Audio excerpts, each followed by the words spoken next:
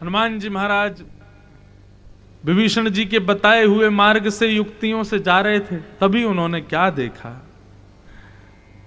कि एक वन में चारों तरफ राक्षसियां खड़ी हैं, वहीं एक अशोक वृक्ष, अनेक अशोक वृक्ष लगे हैं, वहीं पर दीनहीन अवस्था में एक केशों की जटा बन गई है। ऐसे रूप में अपने हृदय से ही मनी मन श्री राम जी को स्मरण कर रही श्री जानकी जी बैठी हैं। रूप देखते ही हनुमान जी को पता चल गया कि यही जानकी जी। जानकी जी का दर्शन करते ही हनुमान जी ने दूर से ही मनी मन उनको प्रणाम किया, मनी मन उनको वंदन किया। हमको राम प्रिय है और राम को ये प्रिय है, इसलिए ये हमारी अति प्रिया है। हनुमान जी ने मनी मन प्रणाम किया और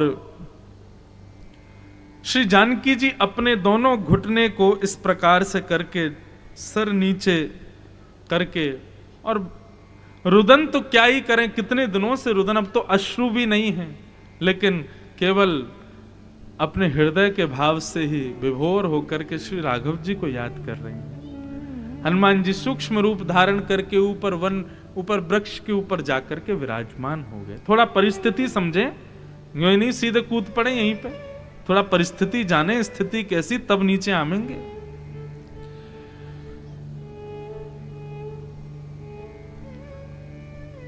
ऊपर वृक्ष से हनुमान जी नीचे निहार रहे हैं, श्री जानकी जी को देख रहे हैं। तरु पल्लव महू रहा लुकाए, करे विचार करो कारवाई। तेहि अवसर रावण तह आवा, संग नारी बहु किए बनावा। हनुमान जी विचार कर रहे हैं क्या करें, जानकी जी के विषाद को मैं कैसे दूर करूं, क्या युक्ति अपनाऊं। इतने में ही वहां पर जय घोष होने लगा, सावधानी के नारे लगने लगे। तभी देखा कि प्रचंड रावण अपनी पत्नी मंदोदरी आदि सखियों के साथ में वहीं आ गया और आकर के जानकी जी को बीच में बैठी हैं और चारों तरफ घूमता हुआ उनको कह रहा है कि अब भी तुम्हारे पास समय है, राम जी को भूल जाओ, सब कुछ भूल करके मेरी हो जाओ। मैं तुमको वचन देता हूं, ये मंदोदरी आदि मेरी पत्नियां हैं, इन सबको तुम्हारी दासी बना दूंगा, लंका की रानी के रूप में राज करोगी आप, किसी प्रकार का कोई संकट नहीं, कोई कष्ट नहीं। देखा है मेरा प्रताप कैसा, सब देवी देवता मेरे चरणों में नतमस्तक रहते हैं। इस प्रकार अपनी उपमाएं बताने लगा सीता जी को।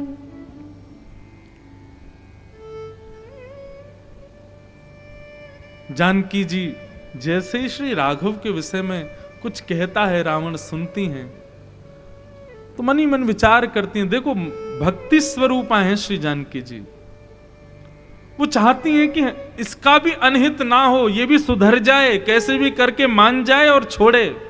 इस भाव से श्री जानकी जी उसको भी उपदेश देती हैं। नहीं तो मौन रह सकती हैं, कुछ ना बोले, सुनती रहे, नहीं। आचार्य है ना, इसलिए प्रयास कर रही हैं कि बेटा सुधर जा, तू अभी उनके चरणों में चला जा, इसलिए प्रयास करके श्री जानकी जी कहती हैं।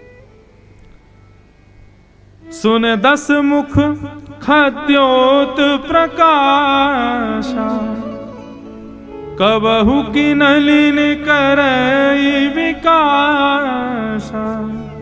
असमन समझो कहते जान की, खल सुध नहीं रघुवीर वान की। बहुत सुंदर बात कहती श्री किशोरी जी, कह रही हैं अरे तू बड़ा अपने भावों को वर्णन कर रहा है, अपनी योग्यताओं का प्रदर्शन कर रहा है, अपनी श्रेष्ठताओं को मेरे सामने कह रहा है। अरे भला जुगनू के प्रकाश से कमल कभी खिलता है? कमल तो तभी खिलता है जब सूर्य प्रकट होता है, सूर्य का प्रकाश जब पड़ता है तभी कमल खिलता। मानो जानकी जी कह रही हो कि तू चाहता है कि मैं तेरे अधीन हो जाऊं, तेरी बातों में आ जाऊं। अरे जुगनू की भांति भटकने वाले, सीता रूपी कमल तो तभी खिलेगा जब हमारे रघुनंदन श्री राम रूपी सूर्य लंका में आकर के उदित होंगे। उनके बिना ये संभव थोड़ा ही है।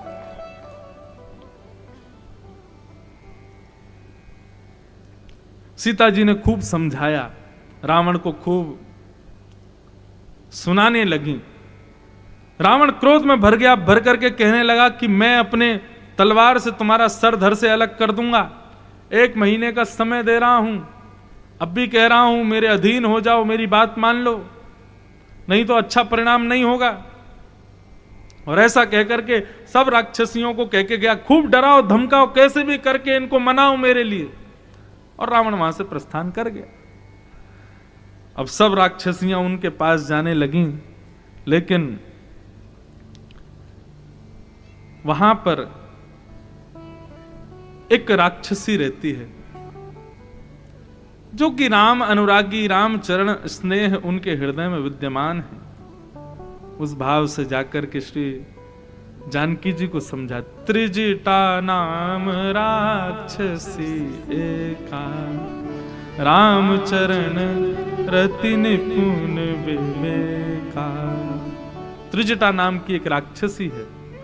उसने जाकर के सीता जी से कहा, तुम घबराओ नहीं, तुमको पता है मैंने एक सपना देखा, और उस स्वप्न में मैंने पता है क्या देखा? बोले क्या देखा? बोले मैंने सपने में देखा कि सपने बानर लंक जराई, और जातु धान सेना सब मारी, खर आरूढ़ नगर 10 शीशा, मुंडित सिर खंडित भुज बीशा।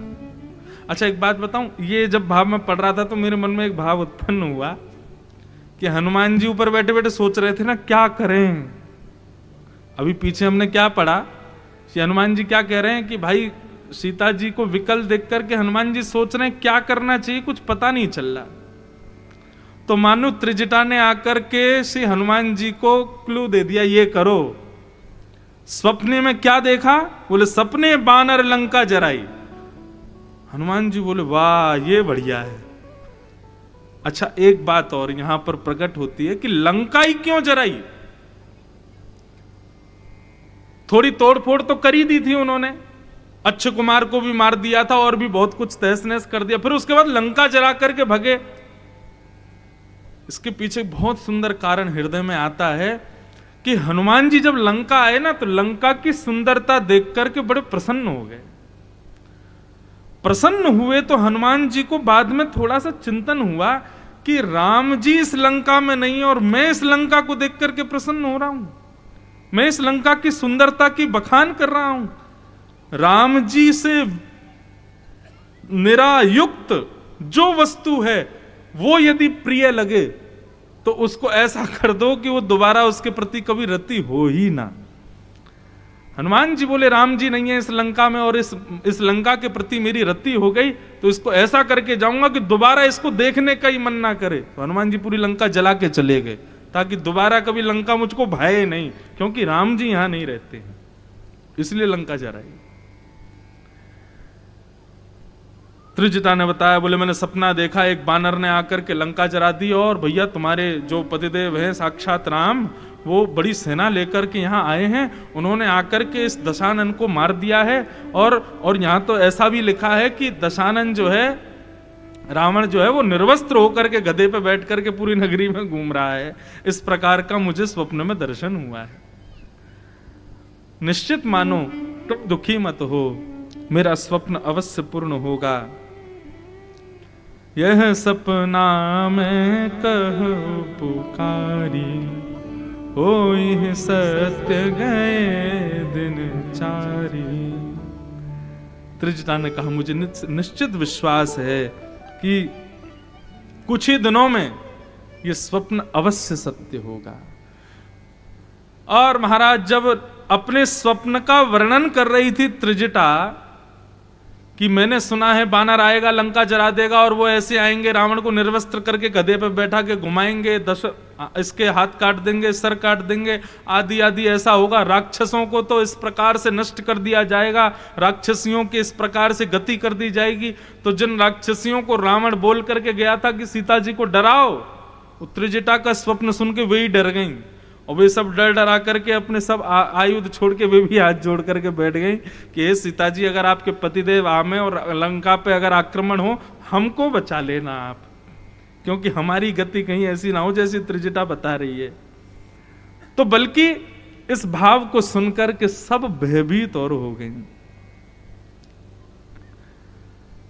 सीता जी को समझा करके सब वहां से अपने अपने कार्यों में व्यस्त हो गए, सब जाने लगे।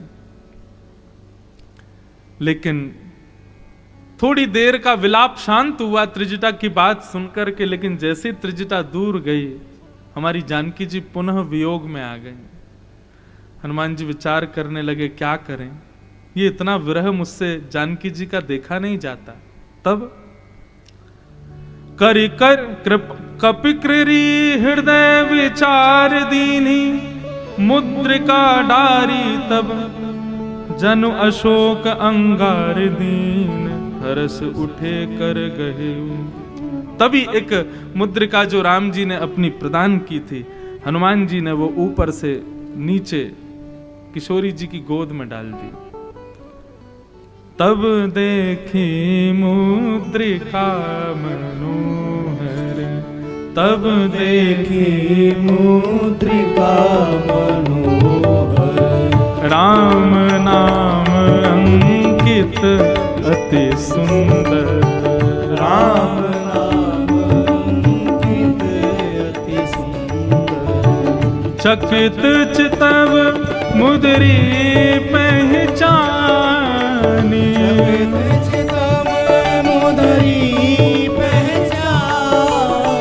हर्ष विषाद हृदय अतुलानी, हर्ष विषाद हृदय। मुद्रिका देख करके जानकी जी मन में विचार करने लगी कि ये तो श्री राघव की मुद्रिका है।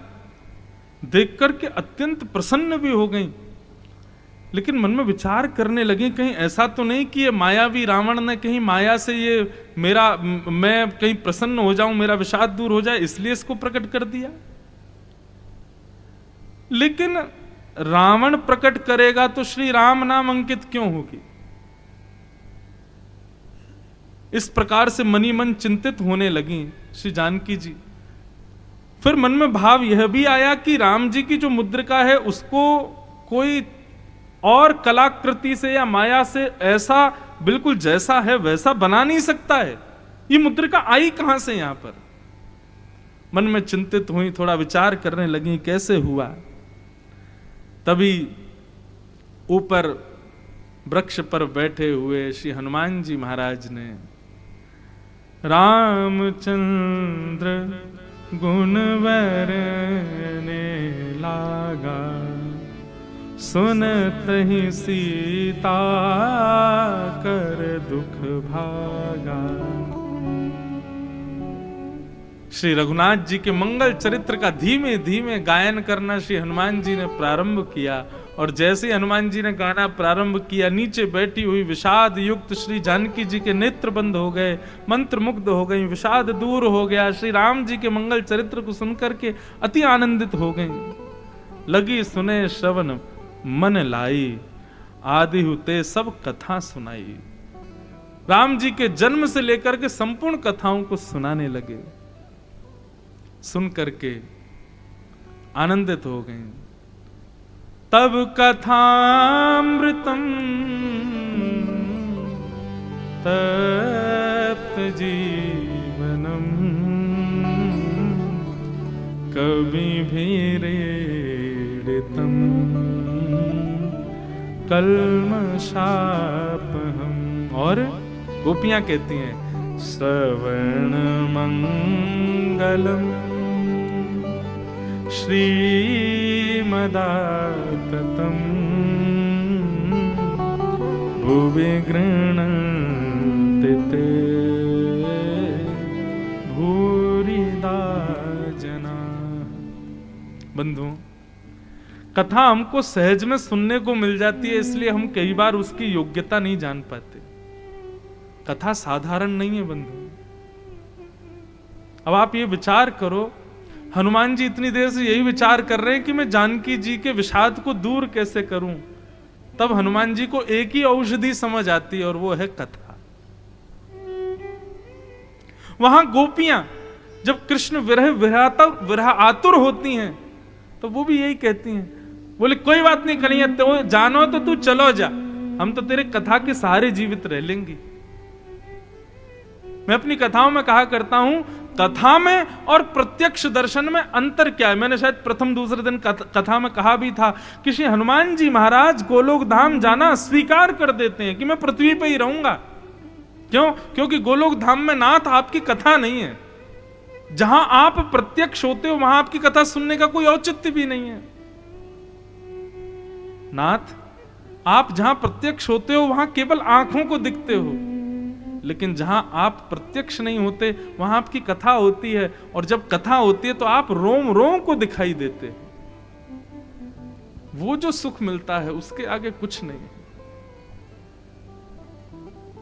कितनी बार बंधुओं हम कथा वक्ता हैं, अपना एक निजी भाव कह रहा हूं, कितनी बार कई विषादों में हम भी घिरे होते हैं, चाहे शारीरिक कोई रोग हो गया हो। कल जब मैं कथा में आया ना, उस समय भयंकर पीड़ा हो रही थी मुझको सिर में। हमारे अनुज जी जैसे तैसे लेकर के आए मुझे कथा में, कल इतना पता नहीं क्यों,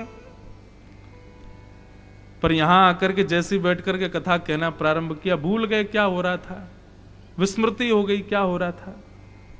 और ये बात मैंने देखी है कि जब मैं कथा कहता हूं उस समय यदि मुझे याद रहे कि मैं इंद्रेश हूं तो मुझसे कथा अच्छी होती नहीं, या भूल जाऊं कि मैं कौन हूं, किसका पुत्र कहां से आया, ये विस्मृति होते ही कथा अद्भुत होने लगती है। देहाभिमान शून्य होकर के कथा के आश्रित हो जाओ, आपके सब विषादों का हरण कर लेगी कथा। जानकी जी का विषाद कम नहीं है बंधु। श्री राघव के मिलन की आश में रावण के यहां पर किस अवस्था में श्री जानकी जी बैठी हैं, लेकिन केवल 2 शब्द सुनाने प्रारंभ किए हैं, इतना सुनते ही लगी सुने श्रवण मन लाई, आदि हुते सब कथा सुनाई। सीता जी मन लगा करके सुनने लगी, विषाद दूर हो गए श्री जानकी जी के। जैसे ही कथा सुनाई, सुन करके सीता जी अति आनंदित हुई। अब यहां पर एक बात आती है कि यह सुनने के बाद भी सीता जी को लगा, मतलब इतना अविश्वास हो चुका था रावण के यहां रहते हुए, सीता जी को लगा नहीं नहीं नहीं नहीं, ये मायावी रावण की चाल है, हो सकता है राम जी के गुणों को वही गा रहा हो, मुझे लुभाने के लिए रिझाने के लिए वही सुना रहा है। जब यह भाव हृदय में उत्पन्न हुआ तो राम चर्चा करते करते करते श्री हनुमंत लाल जी के नेत्रों से अश्रुबिंद टपक करके गिरा और श्री जानकी जी के चरणों में जाकर के गिरा। कहते हैं जैसे ही वो अश्रुबिंद जाकर के जानकी जी के चरणों में गिरा, उस अश्रुबिंद का जो तापमान था, उसकी जो उष्णता थी, वो राम विरह से विरहित हो रखी थी। जैसे ही किशोरी जी के चरणों में गिरा, किशोरी जी समझ गई ये रावण नहीं हो सकता, ये राम विरह से संतप्त अश्रुबिंद है, गर्म है। जब व्यक्ति बनावटी रोता है या प्रसन्नता में रोता है तो अश्रु ठंडे होते हैं, लेकिन जब विषाद में विरह में रोता है तो आंसू गर्म होते हैं। जानकी जी अश्रुबिंद के तापमान से पहचान गई ये विषादी व्यक्ति है। कोई किसी को राम जी का विरह संतप्त हो रहा है, वही है। तुरंत कहा, अरे कथा सुना रहे हो भैया, इतनी बढ़िया मधुर सुना रहे हो, अपना दर्शन तो दो, हो कैसे? हाँ हाँ, जैसे ही कहा कि प्रकट हो जाओ, तब हनुमंत निकट चल गया, तब हनुमंत निकट चल गया, तब हनुमंत निकट चल गया, तब हनुमंत निकट चल गया।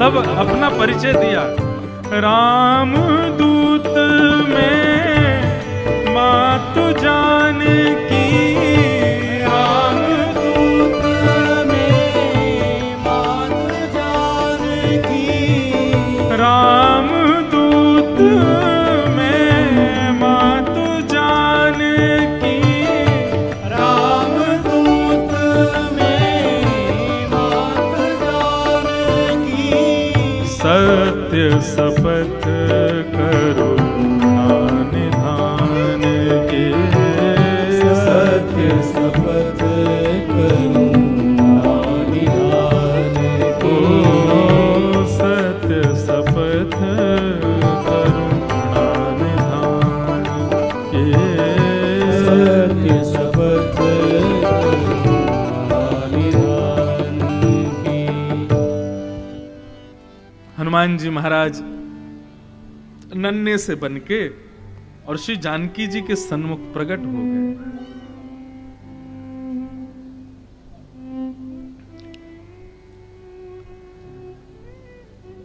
जैसे ही जानकी जी के सन्मुख आए तो श्री जानकी जी ने मुंह फेर लिया, बोले अरे ये अच्छा बानर कोई अभी आप लोग कथा सुन रहे हो, कोई बानर ऊपर से कूद जाए क्या होगा, भाग जाओगे सब। तो ऐसे ही हनुमान जी छोटे से बानर हैं, छोटे से तो नहीं, वो तो कितने रूप बना लो, छोटे से बन के ऊपर से कूदे तो श्री जानकी जी ऐसे मानो पीछे को हो गई, बोले ये कौन आया। तब हनुमान जी बोले मैया डरो मत, राम दूत में मातु जानकी। तब भी विश्वास नहीं हुआ तो भैया अपने प्रिय की कभी कसम नहीं खानी चाहिए, लेकिन अपने प्रिय के ही किसी कार्य को पूर्ण करना हो और उस समय यदि लगे तो कोई अतिशयोक्ति नहीं।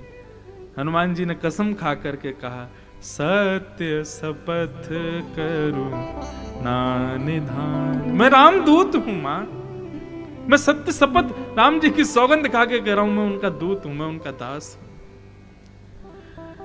यह मुद्रिका मातु में आनी, दीन्ही राम तुम कह सहदानी।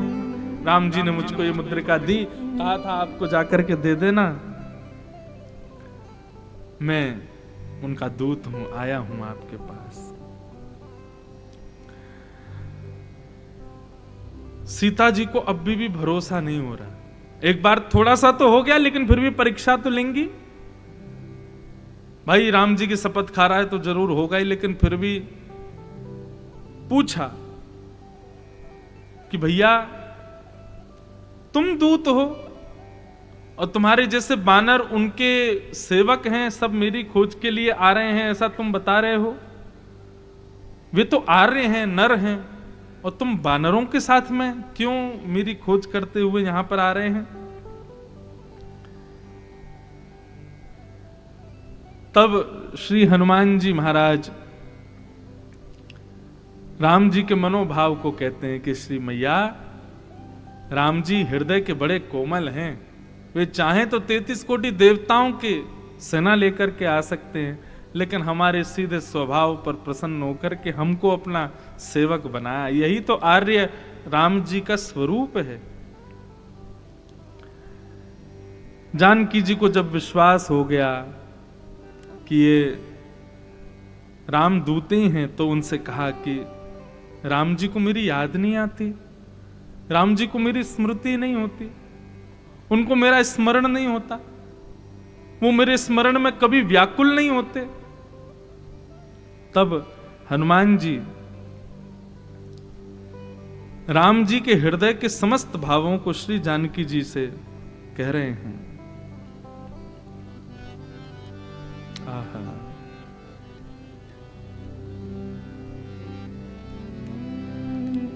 मां, श्री राघव ने आपके भाव से कुछ कहा है, आपकी आज्ञा हो तो मैं आपको श्रवण कराऊं।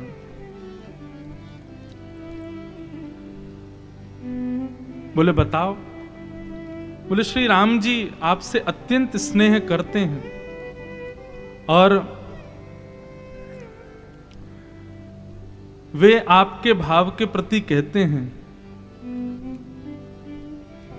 अब कहूँ कुशल जाऊं बलिहारी, अब कहूँ कुशल जाऊं बलिहारी। अनुज सहित सुख पवन खरारी, अनुज सहित सुख पवन खरारी। कोमल चित कृपाल रघुराई, कोमल चित कृपाल रघुराई। कोमल चित कृपाल रघुराई, कोमल चित कृपाल रघुराई। कपि के हेतु धरि निठुराई, कपि के हेतु धरि निठुराई। ओ वचन नाव नयन भरवारी, वचन नाव नयन भरवारी। अहनाथ हो निपट विसारी, अहनाथ हो निपट विसारी। देखि परम वीर आकुल सीता, देख परम वीर आकुल सीता। ओ बोला कपि मृदु वचन विनीता, बोला कपि मृदु वचन विनीता। ओ मातु कुशल प्रभु अनुज समेता, मातु कुशल प्रभु अनुज समेता। तब दुख दुखे सुप्रपात केता, अब दुख दुखी सुखपान के। जन जननी मानहु जीऊना, जन जननी मानहु आहा जीऊना। जन जननी मानहु जीऊना, जन जननी मानहु जीऊना। हो तुम ते प्रेम राम के दूना, तुम ते प्रेम राम के। तुम ते प्रेम राम के दूना, तुम ते प्रेम राम के। तुम ते प्रेम राम के दूना, तुम ते प्रेम राम के। तुम ते प्रेम राम के दूना। तुम ते प्रेम राम के। जानकी जी के भाव सुनकर के कि क्या राघव इतने निष्ठुर हो गए, उनको मेरा स्मरण नहीं होता। हनुमान जी महाराज सुनते रहे, उसके बाद बोले मां मैं आपसे एक बात कहूं। राम जी की कई बातें हनुमान जी ने यहां सुनाई, लेकिन मेरा चित्त एक ही बात पर रुका। श्री हनुमान जी कहते हैं तुम ते प्रेम राम के दूना। हे जानकी जी, आपका जितना प्रेम है ना राघव के प्रति, श्री राम जी का मैं संग रहा हूं, मुझे पता है आपसे दुगना प्रेम है श्री राघव का आपके प्रति। अब ये बात सुनकर के श्री जानकी जी प्रसन्न हो गई, अत्यंत प्रसन्न हो गई। प्रसन्न जानकर के श्री हनुमान जी के मन में आया कि इनको दो चार बात और सुनाऊं श्री राघव की, तो और प्रसन्न हो जाएंगे। तब राम जी का पत्र सुनाया, भाव सुनाया। कहूँ राम वियोग तब सीता, मो कहूँ सकल भये विपरीता। हे जानकी जी, राम जी कहते हैं जब से आपका वियोग उनको हुआ है तब से हर वस्तु उनको विपरीत लगती है। चंद्रमा उनको सूर्य के भांति तेज देने वाला लगता है। कमल सबको शीतलता देता है, लेकिन राम जी जब कमल को देखते हैं तो वे कहते हैं कि सीता जी आपके बगैर कमल मुझे अत्यंत वज्र के समान दिखता है। समुद्र सबके सुख का हरण, दुख का हरण करने वाला लगता है, लेकिन मेरी इच्छा उसको देखने की नहीं होती। पुष्पों की मालाएं सबको अत्यंत शीतलता और कोमलता का दर्शन कराती हैं, लेकिन मुझे अत्यंत नुकीले, निष्ठुर दिखाई देती हैं वो। सीता जी आपके वियोग में ऐसी मेरी स्थिति हो गई है। तत्व प्रेम कर मम अरु तोरा, जानत प्रिया एक मन मोरा। हे जानकी जी, आपका और श्री राघव जी का प्रेम, राम जी ऐसा कहते हैं, केवल आप और राम जी ही समझ सकते हो, उसके अलावा हम उसके अधिकारी नहीं, बोलने के, सुनने के, समझने के। ये केवल आप दो ही जानते हैं। राम जी कहते हैं या तो मैं जानता हूं या मेरी प्रिया जानती है, या तो मेरी जानकी जानती है मेरे उस प्रेम को।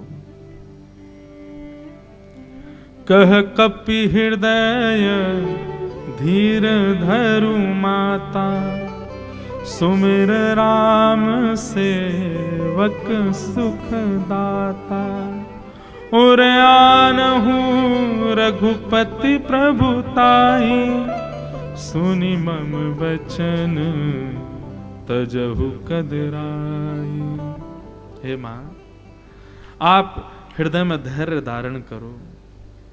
हम सब सेवकों को सुख देने वाले श्री राघव का स्मरण करो, प्रभु की याद करो, उनके वचन मधुर सुनो, आपके हृदय का जो विषाद है वो दूर हो जाएगा। मैया धैर्य धारण करो।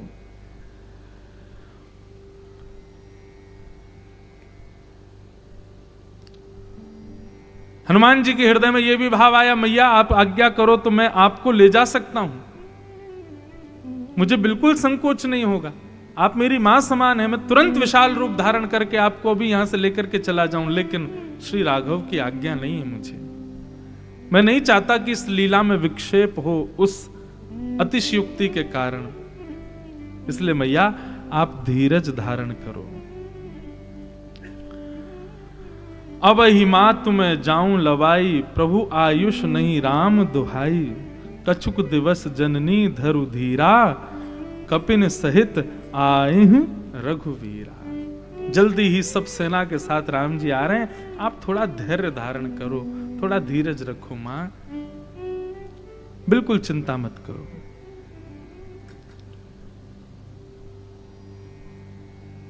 निश्चर मारी तो ही ले जइहु, तिहु पुर नार दादी जसु गए। निश्चरों को मार करके आपको लेकर के जाएंगे, आप बिल्कुल चिंता मत करो।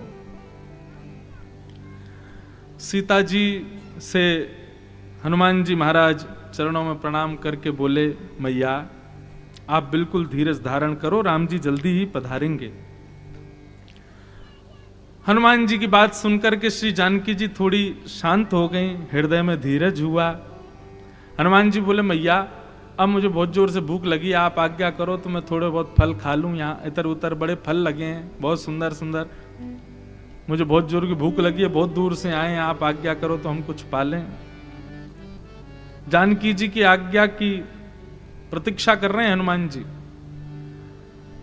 जानकी जी बोली, इतने बड़े बड़े राक्षस हैं यहाँ पर, तुम छोटे से बालक हो, तुम छोटे से हनुमान जी हो, छोटे से बानर हो, ये सब राक्षसों का आहार है, बानर जीव जंतु आदि सब खा जाते हैं, और तुम इतने प्यारे से हो, कहीं तुमको ये लोग पकड़ ले गए तो, खा गए तो। हनुमान जी बोले, मैया आपको डर ना लगे इसलिए छोटे से बने, नहीं तो देखो हमारा रूप है भाई, आहा। मोरे हृदय परम संदेहा, मोरे हृदय परम संदेहा। फिर सुन कपि प्रगट कीन निज देहा, सुन कपि प्रगट कीन निज कनक भूधराकार शरीरा, कनक भूधराकार शरीरा, समर भयंकर अति बलबीरा, समर भयंकर अति बलबीरा, सीता मन भरोस तब ओ सीता मन भरोस तब भयो, पुनि लघु रूप पवन सुत लयो, पुनि लघु रूप पवन सुत लयो। सीता जी को संदेह हुआ तो श्री हनुमान जी महाराज बोले, मैया हमें छोटा सा बालक समझ रही हो आप, ऐरा गैरा बंदर समझ रही हो, रुको अब ही दिखाते हैं। सही सुनते ही महाराज विशाल विकराल पर्वत के समान हनुमान जी ने रूप धारण कर लिया। सीता जी देख रही है मुखमंडल कहां है, दिख ही नहीं रहा बादलों से भी ऊपर, ऐसे विशाल हनुमान जी। रूप कैसा लग रहा, बोले कनक भूधराकार शरीरा, मानो जैसे कोई स्वर्ण का पर्वत हो, ऐसा हनुमान जी ने रूप धारण कर लिया सामने। और जब सीता जी को भरोसा है गया भरोसा हो गया, आप छोटे हो जाओ, पुनः हनुमान जी छोटे से बन गए। बोले मैया देख लिया, अब लग रहा है आपको कि ये राक्षस कुछ कर पाएंगे मेरा?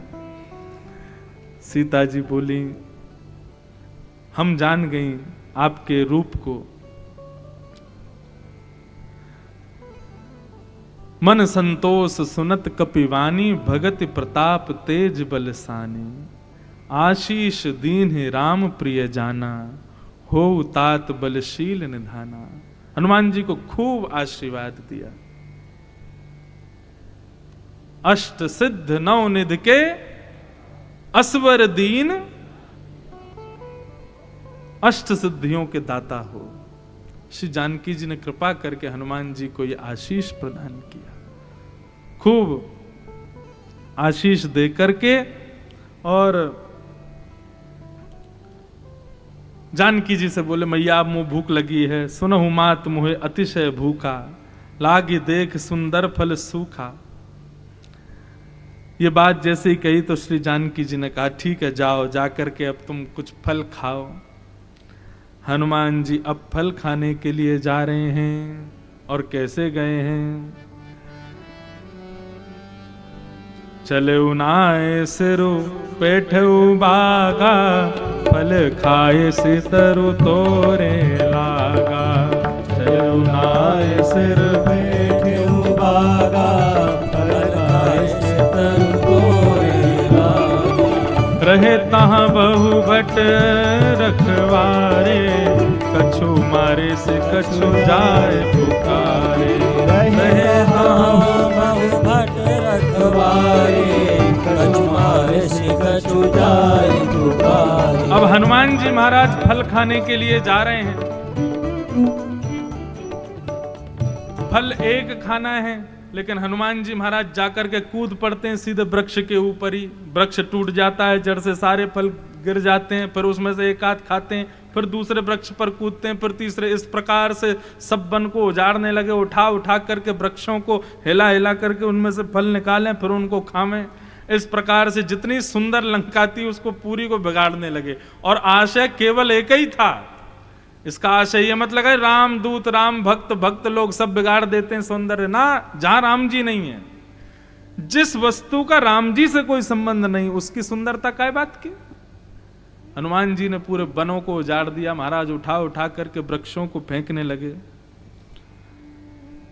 और सैनिक बचाने के लिए आवे तो श्री हनुमान जी महाराज उठा उठा करके उनको भी फेंक दें। कुछ समुद्र में फेंक दिए, कुछ उठा करके ऐसे आकाश में फेंके कि दोबारा लौट के ही नहीं आए। जहां गुरुत्वाकर्षण खत्म हो जाता है, इतनी ऊंचाई पर सैनिक पहुंच गए, वहीं उड़ रहे हैं आकाश में, कब जाएं लौट के कैसे पता चले।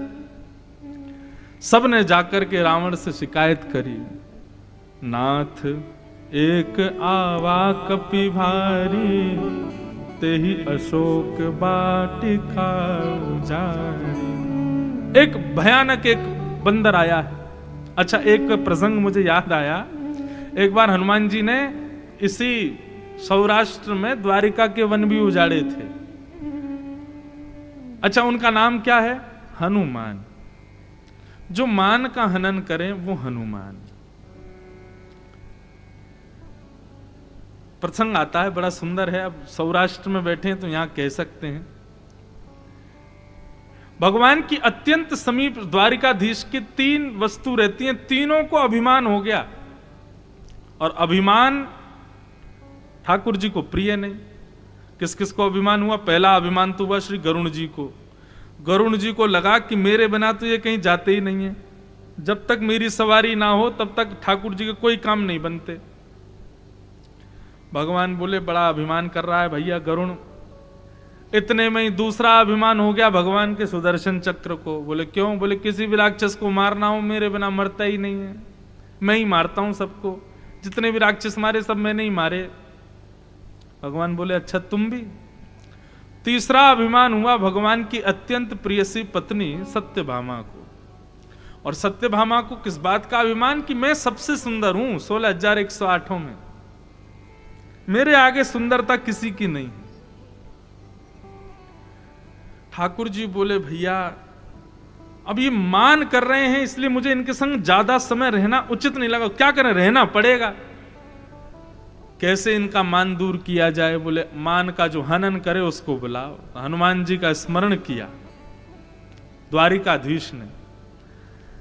जैसे ही बालकृष्ण प्रभु ने स्मरण किया द्वारिकाधीश ने, तो हनुमान जी तो कोई ना कोई बहाना ढूंढ ही रहे थे कैसे भी द्वारिकाधीश के दर्शन हों। चिंतन जानते ही, बुलावा भेजते ही हनुमान जी महाराज तुरंत पहुंच गए द्वारिका। अब बानर भेष में, पूर्ण बानर ही लग रहे हैं। और जाकर के द्वारिका के वनों में बैठ बैठ करके वहां के फल खाने लगे, उजाड़ने लगे, उठा उठा करके वृक्षों को समुद्र में फेंकने लगे। और कोई भी रोकने के लिए आवे, कोई भी उनको भगाने के लिए आवे, तो जो भगाने आवे उसको उठा के समुद्र में फेंक दें। हनुमान जी के बल के आगे कौन चले? अब तो महाराज प्रजा दौड़ी दौड़ी गई द्वारिकाधीश के पास। बोले द्वारिकाधीश रक्षा करो। द्वारिकाधीश बोले केम छो? क्या हुआ? केम छो क्या हुआ ही होता है ना। नहीं नहीं कैसे हो? अब यहां तो सब हमारे उत्तर प्रदेश के ही बैठे हैं, ये का समझें केम छो। द्वारिकाधीश बोले कैसे हो भैया, काय को रोते आ रहे हो? बोले महाराज एक बानर आया है, पूरा वन उजाड़ दिया उसने। भगवान बोले बानर द्वारिका में कहां से आ गए? ये तो हम वृंदावन छोड़ के आए थे। बोले महाराज पता नहीं कहीं से आ गया है, पूरा वन उजाड़ दिया। और साधारण बानर नहीं है, वृक्ष उठा उठा कर समुद्र में फेंक दे रहा है, और कोई रोकने जाए उसको भी फेंक दे रहा है। हनुमान जी बोले ऐसा कौन सा बानर आ गया भैया जो इतने बड़े वृक्षों को भी उठा के फेंक देता है? भगवान ने सुदर्शन चक्र से कहा सुदर्शन जी जाना जरा देख के आना कौन सा बानर है। सुदर्शन जी बोले महाराज राक्षसों के लिए भेजा करो मुझे, बानरों के लिए क्यों भेज रहे हो आप? मेरे तेज से ही नष्ट हो जाना है उसको। भगवान बोले कोई बात नहीं, तुम में तेज बहुत है हमें पता है, लेकिन अब चले जाओ, द्वारिका की रक्षा भी तो करनी है। अच्छा अच्छा ठीक है जा रहा हूं, रुकी। इतने में ही सुदर्शन जी महाराज पहुंच गए द्वारिका। और जैसे ही जिस वन में पहुंचे जहां वन में हनुमान जी उपद्रव मचा रहे थे, सुदर्शन जी ने महाराज 12 सूर्यों का तेज प्रकट किया। 12 सूर्यों के समान प्रकाशित हो गए, उनके तेज से सब जलने लगे। जैसे हनुमान जी के सन निकट गए, हनुमान जी केला खा रहे थे, सुदर्शन जी को आते देखा, पकड़ करके यूं अपनी कांख में दबा लिया। बोले चुपचाप बैठा रहे, अभी भोजन कर रहे हैं हम। दबा लिया सुदर्शन जी की नार वार सब दब गई भीतर। हनुमान जी दबा करके अपना बढ़िया फल वल खाने लगे। शाम हो गई, सुदर्शन जी लौट करके नहीं आए। सुधर्मा सभा सब प्रतीक्षा कर रही है, सुदर्शन जी आ रहे होंगे। शाम जब हुई तो भगवान बोले भैया सुदर्शन कहां रह गया? तब द्वारिका के लोगों ने आके बताया, बोले उस बानर ने सुदर्शन जी को अपनी कांख में दबा लिया। ये सुनकर के पूरी सभा खड़ी हो गई। बोले सुदर्शन जी को दबा लिया? भैया कोई मायावी बानर है, साधारण बानर नहीं है। भगवान इतने में बोले भैया हमारे सुदर्शन को बचा लाओ कोई जाकर के। गरुण जी बोले भगवान ये कार्य मुझे दीजिए, मैं अभी जाता हूं और जाकर के सुदर्शन जी को मुक्त करता हूं। तभी एक व्यक्ति आया, उसने आकर के कहा, बोले महाराज बधाई हो बधाई हो। बोले काय बात की बधाई भैया? बोले वो साक्षात बानर जो है वो साक्षात श्री हनुमान जी महाराज हैं, वो हनुमंत लाल हैं। क्यों? बोले अभी उनका आधा भोजन हुआ तो राम राम का संकीर्तन कर रहे थे, तब समझ में आया कि ये तो हनुमान जी हैं। तब भगवान ने गरुण जी को कहा, अरे भैया हनुमान जी आए हैं, गरुण जी जाओ उनसे कह दो सुदर्शन है, इसको मुक्त कर दो, जल्दी आना। और सुनो हम यहां सब तैयारी कर लेते हैं, हनुमान जी आएंगे तो सब व्यवस्था होनी चाहिए, भोजन प्रसाद पाएंगे। अरे भैया हमारे भक्त आए हैं। भगवान ने अब सब अपनी सब पत्नियों को आदेश किया, सब लोग तैयार हो जाओ, बढ़िया पकवान बनाओ, भोजन की तैयारी करो, हनुमान जी आए हैं। यहां पर गरुण जी महाराज को भगवान ने कहा जल्दी जाना जल्दी आना। गरुण जी बोले ये कोई मुझसे कहने की बात है? मन की गति से भी तेज चलता हूं मैं, और आप मुझसे कह रहे हैं जल्दी जाना जल्दी आना। अभी जाता हूं अभी आता हूं। गरुण जी महाराज तुरंत पहुंच गए, जाकर प्रणाम किया, जय हो हनुमान जी महाराज प्रणाम। हनुमान जी बोले आओ गरुण कैसे आगमन हुआ? बोले बस द्वारिका में आपका स्वागत है, द्वारिकाधीश आपकी प्रतीक्षा कर रहे हैं। और महाराज वो जो कांख में दबे हैं ना, वो ठाकुर जी के सुदर्शन चक्र दे दो जरा। अच्छा ये सुदर्शन है? अरे भैया सुदर्शन बड़ो भलो मिला, ले भैया ले जा। मुझे नहीं पता था ये ठाकुर जी का मैंने सोचा पता नहीं कहां से बहुत जोर चमक आ रही थी, तो मैंने कोई ऐसी चमक जान के दबा लिया। वो चमक नहीं महाराज, 12 सूर्यों का तेज था। हनुमान जी से बोले गरुण जी की द्वारिकाधीश आपको याद कर रहे हैं, बढ़िया सब व्यवस्था की गई, आप पधारो अंतःपुर में प्रसादी पाने। हनुमान जी बोले आप चलो, गरुण जी को लेके सुदर्शन जी को लेके पहुंचो, हम आते हैं। अब गरुण जी तो मन की गति से भी तेज चलते हैं। जैसे ही बगीचे से पहुंचे हैं द्वारिकाधीश के सुधर्मा सभा में, तो क्या पाया? श्री द्वारिकाधीश के चरणों को अपनी गोद में लेकर के हनुमान जी वहीं बैठे हैं और चरण दबा रहे हैं। गरुण जी बोले ये आ गए यहां पे? ये अभी तुम वहां बैठे थे वन में, ये इतनी जल्दी आ गए? मुझसे भी जल्दी आ गए नाथ। मैं अभी इनसे मिलके आया और इनसे बोल के आया कि आप वहां पहुंचो, मेरे आने से पहले ही आ गए। भगवान बोले इनको आए हुए तो आधा घंटा हो गया, चरण दबा रहे हैं बैठ के बढ़िया प्रेम से।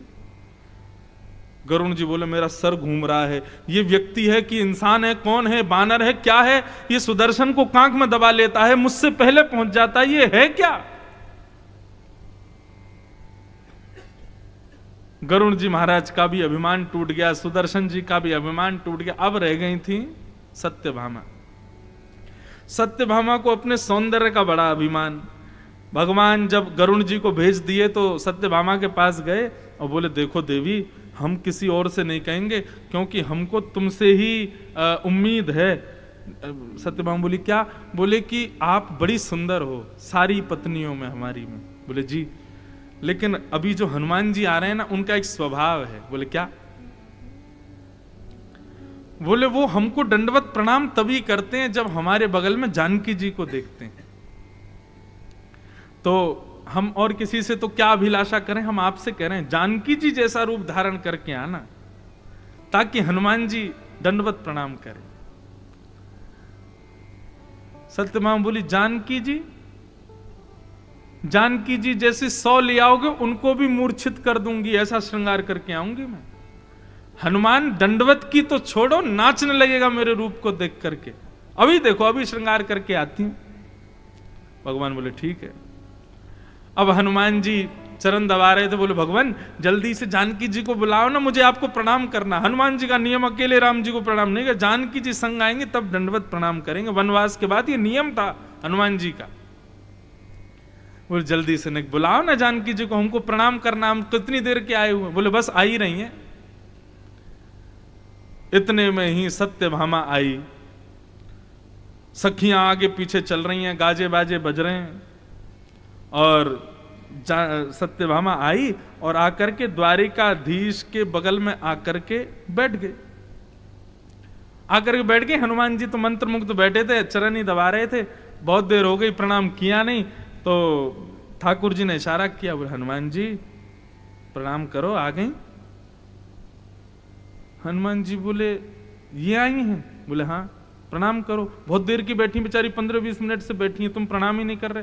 बोले 15, अच्छा मुझे लगा पता नहीं कौन दासी आके आपके बगल में बैठ गई है, इसलिए मैं प्रणाम नहीं कर रहा था, मैं तो प्रतीक्षा कर रहा था जानकी जी आए तो प्रणाम करूंगा, मुझे लगा दास, अच्छा यही है जानकी जी। महाराज क्षमा करना, अब तो मैं प्रणाम तभी करूंगा जब आप अयोध्या आओगे, क्योंकि मेरा नियम टूट जाएगा। क्षमा करना नाथ, आज मैं दूर से ही दंडवत कर रहा हूं, दूर से ही प्रणाम कर रहा हूं। दंडवत प्रणाम तो मैं तभी करूंगा जब जानकी जी आपके बगल में आएंगे। बस हनुमान जी ने काम कर दिया जो जिसके लिए भगवान ने बुलाया था। और जैसे हनुमान जी वहां से गए, यहां जामवंत जी के, वो सत्यभामा जी के नेत्रों से आंसू गिरे। वहां पर क्या कहते हैं, सुदर्शन चक्र जी जो वैद्यों के पास में पड़े हैं, क्यों दबा दिया था। और श्री गरुण जी महाराज विचार कर रहे हैं, गणित लगा रहे हैं, मुझसे पहले आ कैसे गए। तीनों के मान का हनन हुआ द्वारिका में, तब भगवान को सुख से सांस आई, बोले जय हो, अब अच्छा लग रहा है, सब मान रहित हुए। ये हनुमान जी का स्वरूप है, हनुमान जी मान रहित करते हैं। रूप का, पौरुष का, विद्या का, बल का, किसी का भी अभिमान टिकने नहीं देते। और इस प्रकार से यहां पर उजाड़ करके अब रावण के मान का हनन कर रहे हैं श्री हनुमान जी। रावण का सूक्ष्म मान हनन होगा तभी राम जी आएंगे यहां पर।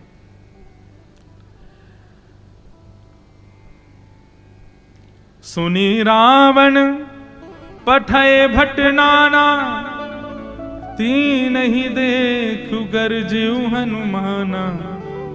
सब रजनीचर कपि संधारे, गए पुकारत कछु अध मारे। रावण ने और बड़े बड़े पराक्रमियों को भेजा। हनुमान जी ने उन सबका भी हाल ऐसे कर दिया। एक जगह तो वर्णन आता है, हनुमान जी राक्षसों को पकड़ें और अपने शरीर से न्यों मसल दें उनको, तो वो वहीं पर ही उनके आटे जैसे बन जाएं और फिर फेंक दें उनको समुद्र में। इस प्रकार कर उछाल उछाल करके सब सैनिकों को मार दिया। पुनि पठयो तेहु अच्छ कुमारा, पुनि पठयो तेहि अच्छ कुमारा। ओ चला संग ले सुभट अपारा, चला संग ले सुभट अपारा। हे आवत देखी विटप गई तजा, आवत देखी विटप गई तजा। ताहिन पात महा